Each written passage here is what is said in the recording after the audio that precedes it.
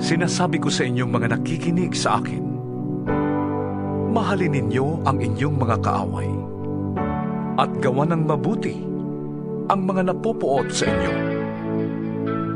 Pagpalain ninyo ang sumusumpa sa inyo at ipanalangin ang mga nang-aapi sa inyo. Kapag sinampal ka sa isang pisngi, iharap mo rin ang kabila. Kapag inagaw ang iyong balabal, huwag mong ipagkait ang iyong barong. Bigyan mo ang bawat nanghihingi sa iyo. At kung may kumuha ng iyong ari-arian, huwag mo nang bawiin pa ang mga iyon.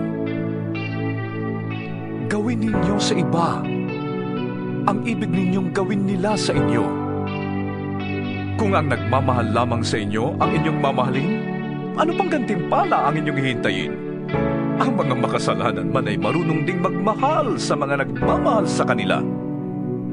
Kung ang mga mabuti lamang sa inyo ang inyong gagawa ng mabuti, ano pang gantimpala ang inyong hihintayin?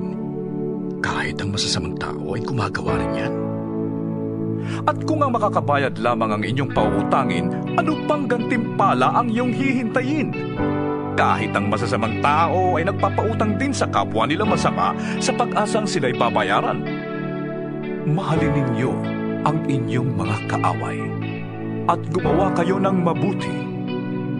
Magpautang kayo nang hindi umaasang kayo'y babayaran.